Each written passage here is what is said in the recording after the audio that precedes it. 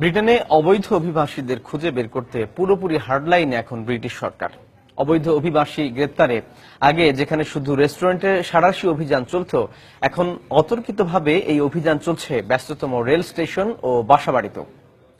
British home অফিসের এই target এখন বাংলাদেশে অধ্যুষিত পূর্ব লন্ডন।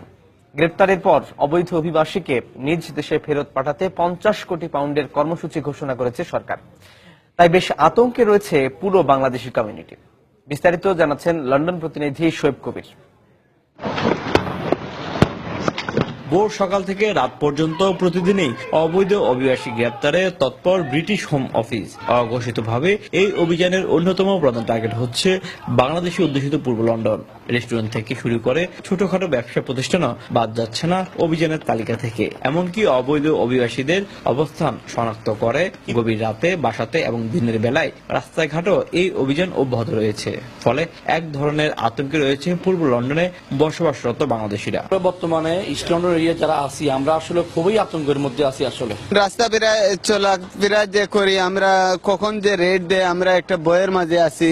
ব্রিটেনের অবস্থানরত হাজার হাজার অবৈধ অভিবাসীকে গ্রেপ্তারের পর বিমান ভাড়া করে তাদের নিজ দেশে ফেরত পাঠাতে 50 কোটি পাউন্ডের কর্মসূচি হাতে নিয়েছে সরকার। ক্ষমতা গ্রহণের পর থেকেই অভিবাসী দমনকে চ্যালেঞ্জ হিসেবে নিয়ে পুরোপুরি হার্ডলাইনে ব্রিটিশ প্রধানমন্ত্রী David Cameron. We do have a real challenge of cracking down on illegal migration. অভিবাসীদের ধরপাকড় করে তাদের দেশে পাঠানো আমাদের জন্য একটি বড় challenge. Home Office's work in this Parliament. কোন ব্যবসা প্রতিষ্ঠান কিংবা অফিসে অবৈধ অভিবাসী গ্রেপ্তার হলে সেই প্রতিষ্ঠান মালিককে বাংলাদেশি অর্থে প্রায় 25 লাখ টাকা জরিমানা করা হয়। এই কারণে অবৈধ অভিবাসীদের নিয়োগের ক্ষেত্রে অনেকটাই সতর্ক অবস্থানে মালিক পক্ষ।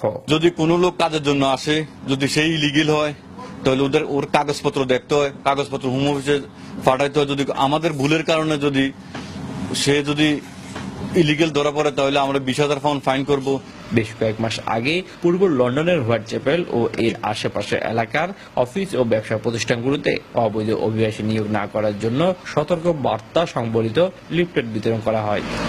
গত বছর 12,645 জন অবৈধ অভিবাসীকে গ্রেপ্তারের পর নিজ দেশে ফেরত পাঠিয়েছে ব্রিটিশ সরকার। তবে 2014 সালের আগের 10 বছরে এই সংখ্যা ছিল 21,000।